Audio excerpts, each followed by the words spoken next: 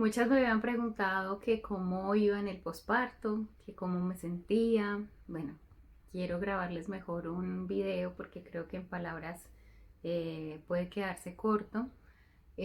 Contarles que en general todo ha estado muy bien. Es una diferencia abismal tener un posparto luego de haber tenido un parto en casa a tener un posparto luego de un parto en una clínica o en un hospital. Yo siento que eh, siempre hay una diferencia entre la forma como te acompañan, obviamente, que tal vez habrá lugares donde sí se respeta los tiempos, las decisiones de cada familia, de cada mujer, pero definitivamente cuando tú tienes tu parto en casa, tienes esa oportunidad tan valiosa de tener tu espacio íntimo, tu baño, tu cocina, todo cerca, bueno, todo lo tienes ahí a la mano, la tranquilidad, la paz que se siente, sobre todo cuando eliges también tener un posparto en el que estés como en tu burbuja, en tu cuevita,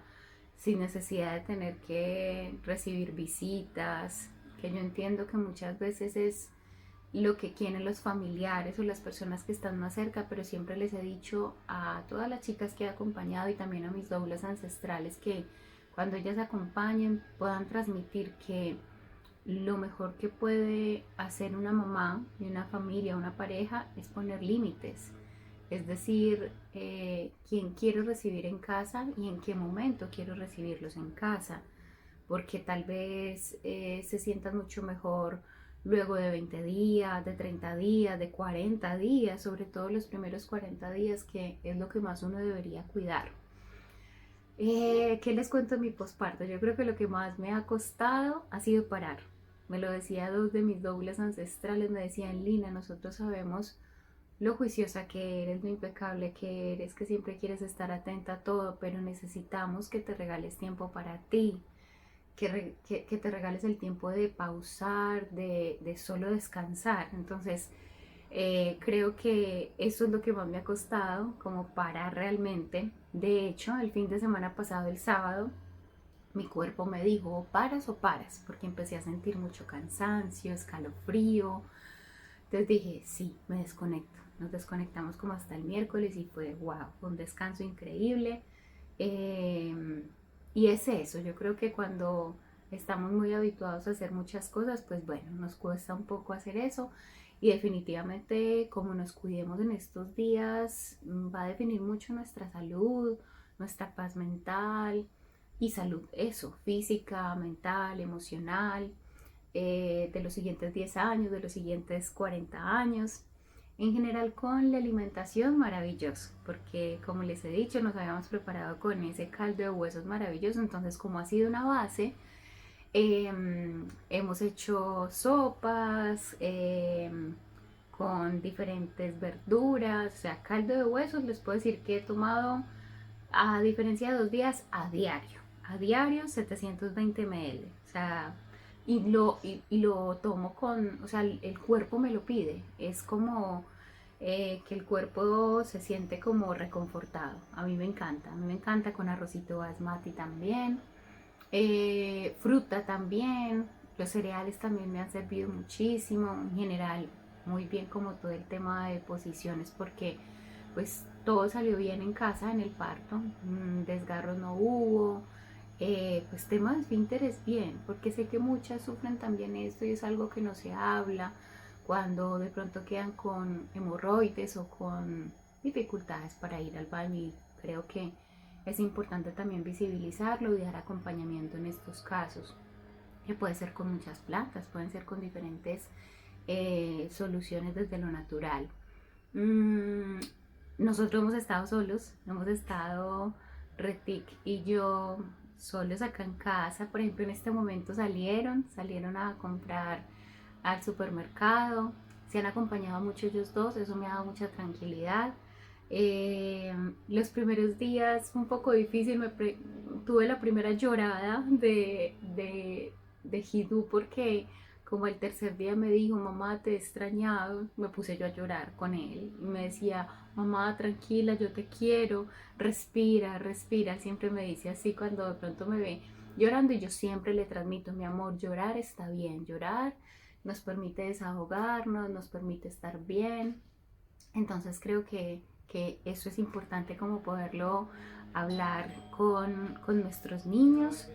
En general ha sido como un proceso muy bonito de integración de Hidú con Maqueda, de ser ya no tres sino cuatro. Entonces, bueno, dándole como mucha prioridad también a estar con él, porque creo que cuando llegan los hermanos o las hermanas, el que está antes o los que están antes necesitan mucha contención, necesitan eso, como un espacio en el que puedan eh, definitivamente sentirse que son parte también de la familia y que se pueden integrar en la nueva dinámica que se tiene en casa. Entonces, en ese sentido, muy bien.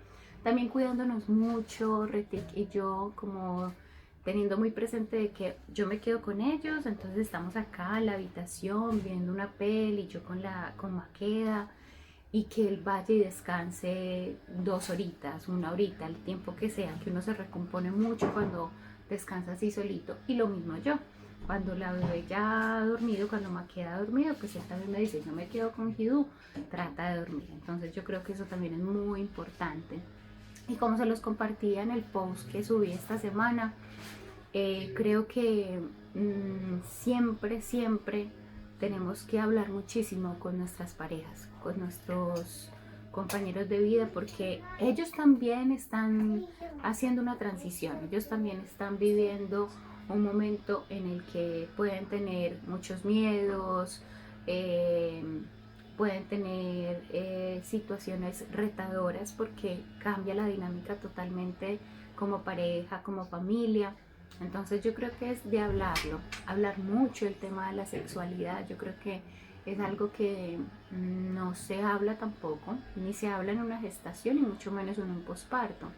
Cambia totalmente las necesidades, cambian hormonalmente, cambiamos muchísimo, sobre todo que la lactancia materna lo que trae, precisamente por la prolactina y la oxitocina diría también, desciende nuestro deseo sexual muchísimo, el líbido baja totalmente porque estamos en la disposición de dar lechita, y también el cuerpo, esto en sí es un acto sexual, y el cuerpo entiende que en ese sentido la mujer está de alguna manera supliendo ese espacio y ese momento de sexualidad. Así que bueno, yo siento que es hablarlo, es que se tenga como mucha paciencia en ese sentido de saber que pueden intimar desde otras formas, un abrazo, un dormir juntos, tener otro tipo de sexualidad también es válido.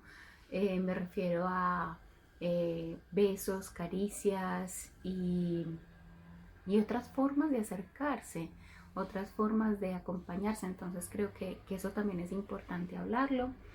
¿Qué más podría compartirles? No, yo creo que pilares importantes en un posparto: la contención, el hablar, el poder verbalizar lo que se siente, que haya quien pueda escuchar a esa mamá, quien pueda acompañarla, quien pueda ayudarla en los quehaceres, eh, que pueda tener una buena comunicación con su compañero de vida. Esa sería como la segunda clave, el segundo pilar. Yo siento que eso es lo que va a dar sostén en general a la familia, a la pareja, a ese bebé nuevo o a esos otros hijos, a esos hermanos o hermanas.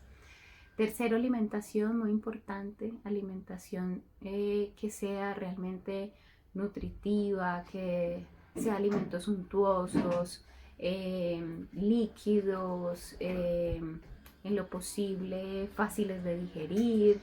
eh, y como ese sería como tercer pilar. Como cuarto pilar diría yo que sería el descanso.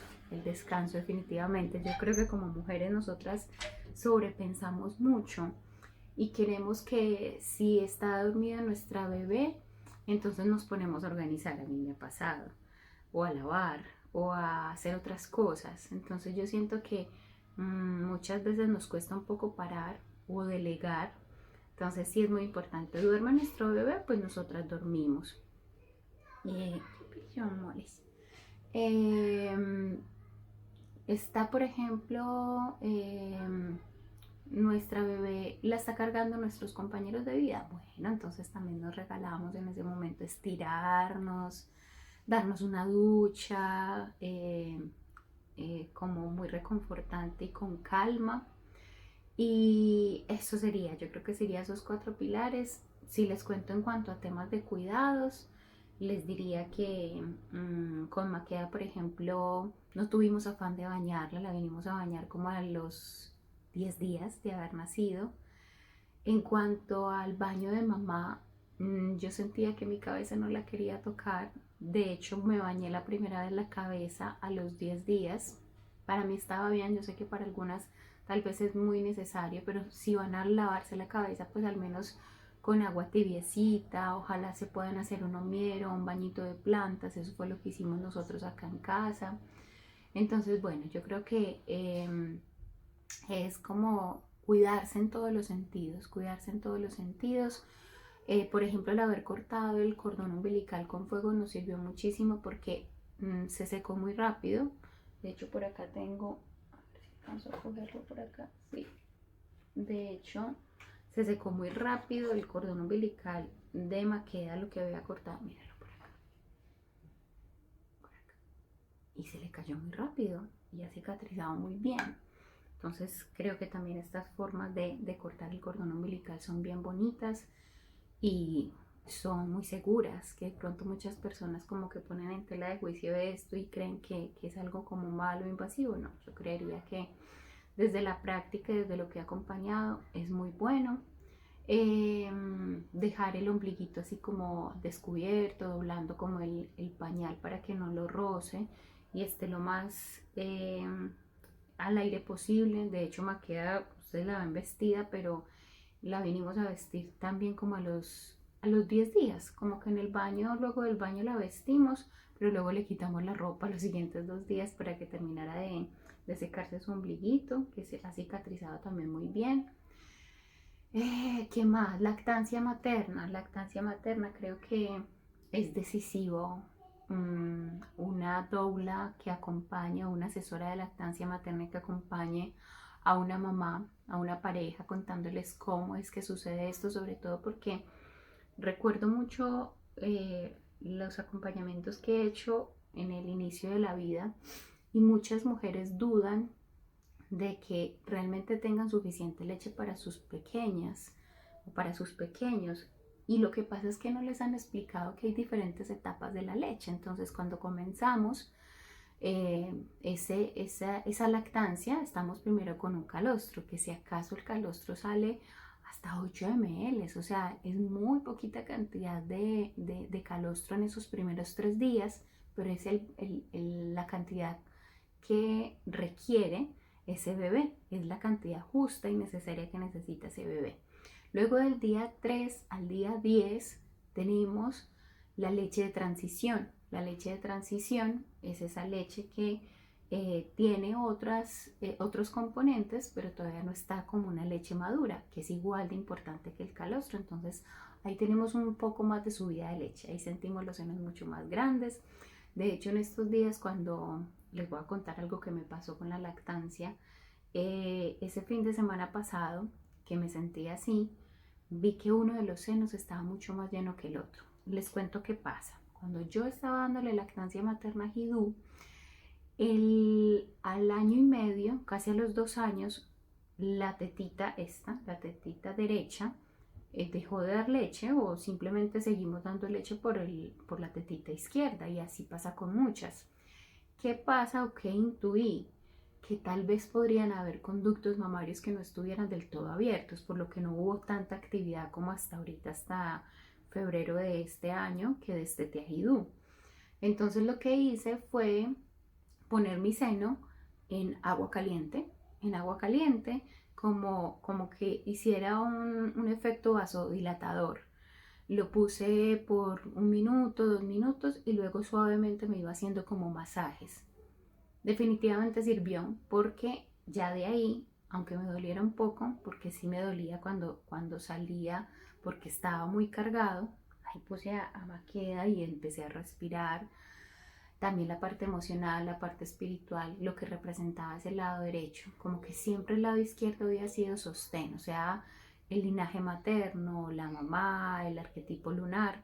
Entonces era como decir, listo, me abro o estoy en la disposición de dar esa lactancia materna por este seno derecho. Está el arquetipo solar sosteniendo, todo mi linaje paterno conciliado, respiro, le doy como esta activación de este flujo de energía y de lechita y bueno, lo logramos. Fue como de pronto lo que podría compartirles que fue diferente en el momento de dar la lactancia materna a Maqueda. Pero fue más por eso, como porque había dejado este seno de dar en cierto tiempo. Entonces, como les decía, lactancia materna decisivo. Entonces, cuando estaba hablando de los 3 primeros días calostro, después de los 3 a los 10 días es esa subida de leche que necesitamos estar escuchando mucho el cuerpo, ir cambiando nuestros bebés para que vayan sacando la lechita de un lado y de otro. Y ya después del día a día entramos en leche madura. O sea, la leche madura ya tiene también otras variaciones. Tiene 3 variaciones. Ay, no, ese niño ya tenía unas leches. Aquí está dormida Maqueda.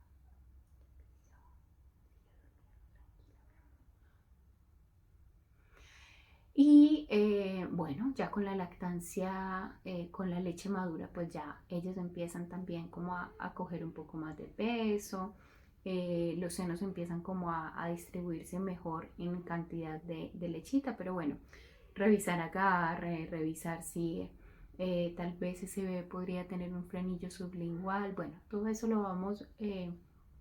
lo debemos observar y asesorarnos con una doula que esté como con todos estos conocimientos, estos saberes, o una asesora de lactancia materna. Eso yo creo que una de las cosas importantes y decisivas en un posparto también es el acompañamiento en lactancia materna. ¿Qué otra cosa? ¿Qué otra cosa?